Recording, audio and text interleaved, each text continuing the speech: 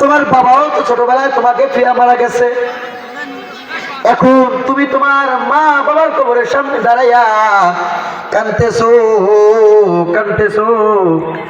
এ সন্তান, এই মা বাবার জন্য কেন তুমি দোয়া করো, কি জন্য তুমি কান্না করো? সন্তানটা এখন চোখের পানি সাইরা সাইরা ডাক দিয়ে গ্রামবাসীদেরকে বলতেছেন, এরা গ্রামবাসীরা শুন, আমি যে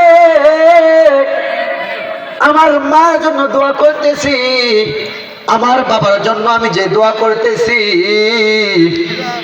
এই মার বাবা এত পরিমাণ আমার জন্য কষ্ট করেছে, এটা বলার বাইরে এটা কেউ জানে না, কেউ জানে না।